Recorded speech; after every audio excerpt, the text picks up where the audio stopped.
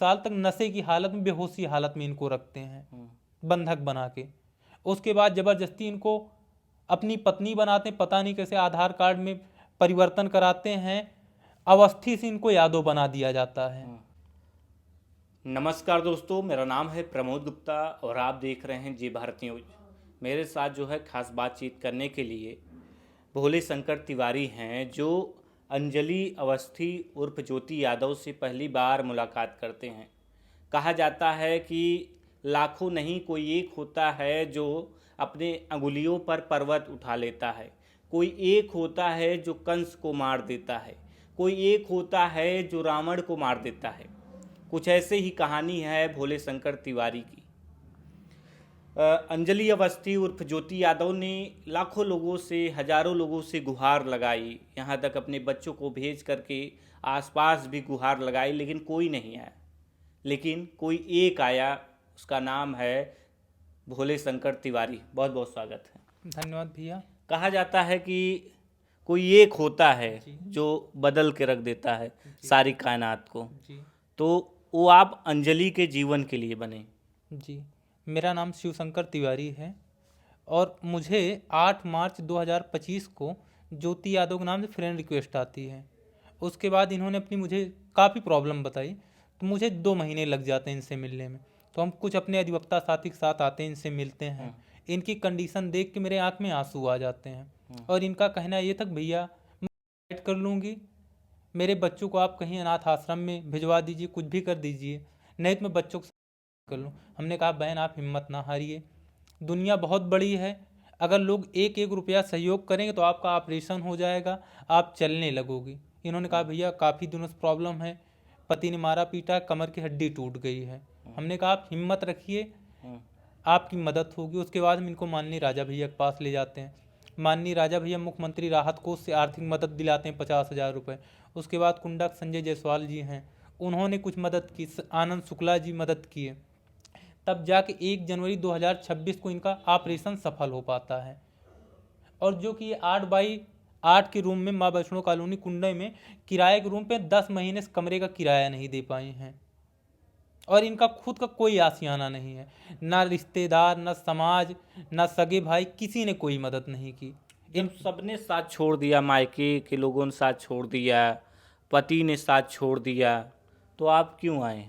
हम इस वजह से आए कि हमारे एक छोटे से प्रयास से अगर 3 मासूम जिंदगियां बचती हैं तो हम बचाने का प्रयास करें, क्योंकि लोगों को मौत देना बहुत आसान है, किसी को गोली मार दो मर जाएगा, लेकिन किसी को बचाना बहुत बड़ी बात है, क्योंकि मनुष्य का तन मिला है तो कुछ अच्छा भी कर्म किया जाए। तो ये आपसे मैसेंजर के जरिए मिलती हैं? जी, फेसबुक मैसेंजर के जरिए। और 2025 के पहले मैं इनको जानता तक नहीं था, 2025 में मैं इनको जाना पहचाना फेसबुक के जरिए। ये बता रही थी कि जैसे ही मैंने मैसेज करना शुरू किया, लोगों से मदद मांगनी शुरू करी, तो इनको जो है भद्दे भद्दे कमेंट्स आने लगे, तमाम तरह की बोलते थे, बाबू सोना, इस तरीके की बातें करते थे। तो आपसे जब बात हुआ तो आपने क्या कहा? मुझे इन्होंने मैसेज किया भैया राधे राधे, तो हमने कहा राधे राधे बहन। तो बोली भैया आप कहाँ से? हम कहें प्रतापगढ़ से हैं। तो बोली प्रतापगढ़ में कहाँ से? हम कहे कुंडा से। तो इन्होंने भी बताया कि मैं भी कुंडा से। हम कहे कुंडा से कहाँ से? तो इन्होंने अपना पता वगैरह सब मुझे मैसेंजर पे सेंड किया। तो उसके बाद हम कहे बहन आप टेंशन ना लीजिए, मैं आपसे बहुत जल्द मिलने आता हूँ, क्योंकि फेसबुक पे मुझे पहले ये लगा कि सब फेक है, गलत है, सब फ्रॉड हो रहा है, क्योंकि फेसबुक में कुछ सही नहीं रहता। उसके बाद हम अपने 2-4 साथियों के साथ यहाँ पे आते हैं, क्योंकि मुझे भी मन में डर था कि मान लो वहाँ जाएं कहीं कोई मुझे फंसा ना दे।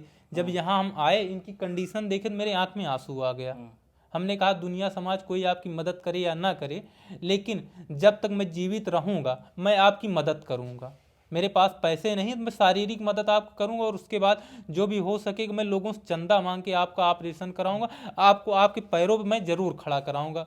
अच्छा, समाज हमारा एक ऐसा मतलब ढांचा बना दिया है कि अगर कोई सही भी काम करने आ रहा है तो लोग उसे गलत समझ बैठते हैं। तो आप वही चीज़ का डर रहे थे? भैया हम डर इस वजह से रहे थे क्योंकि औरत महिलाओं के नाम पर फेसबुक से बहुत फ्रॉड हो रहा है कि मान लो हम जाएं, उसके बाद मुझे भी किसी दलदल में फंसना पड़ जाए, मान लीजिए मेरे साथ गलत, तो उसके बाद माँ बाप बोलेंगे मेरा लड़का भी नई नई वकालत कर रहा है, ये सब क्या कर रहा है। तो दिल में बहुत सारे डर थे, बहुत कई सारे सवाल थे, लेकिन सब कुछ हम इसीलिए अपने 3-4 साथियों को हम लेके आए कि चलो वहाँ देखते हैं, कम से कम 2-4 लोग रहेंगे तो कम से कम कोई अगर मुझे खतरा होगा तो आप लोग बचाओगे। लेकिन जब यहाँ आके देखते हैं तो अंजलि ने मुझे मैसेंजर पर जितना कुछ बताया था वो रियल निकलता है भैया। जब एंट्री करते हैं तो क्या देखते हैं अंदर? भैया हम आते हैं तो यहाँ पे एक दाई माँ होती हैं, कभी कभी वो आती हैं क्योंकि मोहल्ले वाले बताए। उसके बाद मकान मालिक से मिलने की कोशिश की तो मकान मालिक का मुझे नंबर उपलब्ध हुआ, गेट के बाहर लिखा हुआ, तो मकान मालिक से पूरी जानकारी ली तो मकान मालिक बताते हैं कि भैया ये 1.5 सालों से अपाहिज कंडीशन में पड़ी हुई हैं। 2-2 दिन 3-3 दिन बीत जाता है, इनका पति कभी आता है कभी नहीं आता है, ना इनको भोजन मिल पा रहा ना खाना, मतलब किसी चीज़ की सुविधा नहीं है। और भैया मुझे एक कमरे का रेंट नहीं दे पा रहे हैं, आप अगर इनके रिश्तेदार या परिचित बोल रहे हैं तो आप मेरा किराया देने का कष्ट करें। तो मैंने उनको पूरी बात बताई कि भैया मैं आपके कुंडा से ही शिव शंकर तिवारी और भोले तिवारी बोल रहा हूँ, पेशे से अधिवक्ता हूँ तहसील में ही, और ये इस कंडीशन में बहन पड़ी है, इस कंडीशन में आप का कमरा कैसे खाली करें, ये अगर स्वस्थ हो जाएंगे ठीक हो जाएंगे उसके बाद आपका कमरा ये खाली कर देंगी। तो इनको जो है किराए का भी बता रही थी कि पुलिस उलिस भी आती थी क्योंकि कि इनको मकान मालिक ने तहरीर दे रखा है कि लवकुश यादव ने हमारा मकान किराए पे लिए हैं और 10 महीने से कमरे का किराया नहीं दे रहे हैं, तो हमारा कमरा खाली करें। तो पुलिस आके देखती थी इस कंडीशन में पड़ी है, पुलिस भी मजबूर हो जाती है क्योंकि ये उठ बैठ चल नहीं सकती हैं। अच्छा, जब आज ज्योति का, अंजलि का लोग वीडियो सोशल मीडिया पर देख रहे हैं तो लोग भावनाओं में बह कर के ज्योति को ही गलत ठहराते हैं, अंजलि को ही गलत ठहराते हैं। ये बहुत ज़्यादा मासूम है भैया, पहली चीज़ तो क्योंकि ये ना इनकी कोई शादी हुई है ना कुछ नहीं, ये सन 2015 में अपने घर से फिरोज गांधी पढ़ाई के लिए निकलती हैं। 4-5 लोग मिल के इनका अपहरण करते हैं और जिसमें से मेन कर्ता धर्ता लवकुश यादव होते हैं। लवकुश यादव इनका अपहरण करके मध्य प्रदेश ले जाते हैं। मध्य प्रदेश में इनको बंधक बना के एक किराए मतलब अपनी बहन के यहाँ ले जाते हैं। बहन के यहाँ 1 साल तक नशे की हालत में, बेहोशी हालत में इनको रखते हैं बंधक बना के। उसके बाद जबरदस्ती इनको अपनी पत्नी बनाते हैं, पता नहीं कैसे आधार कार्ड में परिवर्तन कराते हैं, अवस्थी से इनको यादव बना दिया जाता है। अंजलि अवस्थी से ज्योति यादव कर दिया जाता है।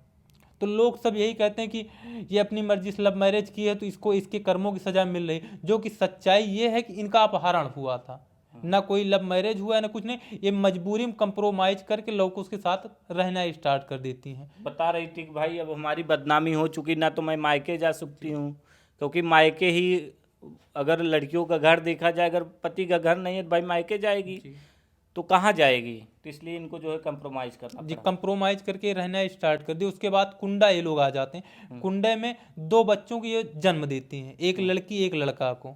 और लड़की लड़का होने के बाद से वो किसी और प्रेम प्रसंग में फंस जाते हैं लवकुश यादव। इनको आए दिन मारना पीटना, दारू पी के इनको टार्चर करने लगते हैं और मारते मारते इस कदर मारते हैं कि जो इनकी हालत है अब बेड से नहीं उठ पाती। जी जी जी। अब मारने की वजह से कमर की हड्डियां फ्रैक्चर हो जाती है। बेड पर पिछले 1 साल से पड़ी हुई है, 1-1.5 साल हो रहा है लगभग। मतलब कुछ सालों पहले जो अंजलि अवस्थी पूरी दुनिया को देख रही थी, एक सपना लेकर के जी रही थी, अब वो केवल मात्र एक जो है केवल बिस्तर पर लेटी रहती हैं। अंजलि अवस्थी का सपना था कि मैं भी पढ़ लिख कर उत्तर प्रदेश पुलिस में सिपाही बनूं या फिर सब इंस्पेक्टर बनूं, क्योंकि पढ़ने में बहुत अच्छी थी। नारायण ने इनको मतलब कि सब कुछ दे रखा था। लेकिन एक हादसा केवल मतलब कि होली का 3रा दिन सन 2015 में एक बुरा वक्त इनके ज़िंदगी में ऐसा आता कि पूरी ज़िंदगी इनकी तबाह हो गई। और आज आप देख रहे हैं आपके कैमरे के सामने इस कंडीशन में पड़ी हुई है। अच्छा, एक बात बताइए, गलती किसी और ने की, सजा किसी और को की? जी जी जी। गलती लवकुश यादव ने किया। अब 2-2 बच्चे हो गए, दुनिया ये कह रही कि अंजलि अवस्थी गलत है। जिनको ये लगता है कि अंजलि अवस्थी गलत है, वो आकर प्रतापगढ़ में कुंडा पड़ता है। कुंडा में माँ वैष्णो कॉलोनी में प्रेजेंट टाइम में अंजलि अवस्थी उर्फ ज्योति यादव हैं। गलती किसी और को, सजा किसी और को। अंजलि जी, इस दुनिया से क्या कहना चाहेंगी? भैया मैं हर किसी से यही कहना चाहूँगी कि जब तक अपनी आँखों से ना देख ले, अपने कानों से ना सुन ले, तब तक सुनी सुनाई बातों पर यकीन नहीं किया जा सकता। और रही बात मुझे गलत ठहराने की, तो मुझे गलत ठहराने से पहले वो भाई, जो भी भाई लोग मेरे बारे में गलत सोचते हैं, उनसे मैं एक बार मिलना चाहूँगी। अगर वो मुझसे मिलना चाहें तो मेरी हार्दिक इच्छा है, वो मेरे से मिल सकते हैं, मेरे पास आ सकते हैं। और मैं उनको पूरे प्रूफ के साथ बताना चाहूँगी कि मैं गलत नहीं हूँ, मेरे पास पूरा प्रूफ है।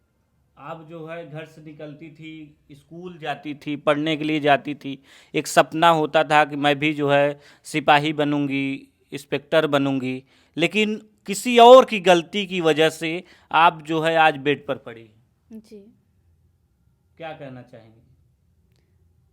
कहना क्या चाहूँगी, अब तो कुछ कहने को बचा ही नहीं भैया। जो सपने थे वो तो सपने ही रह गए। ज़िंदगी पूरी तरह बदल गई, तबाह हो चुकी है।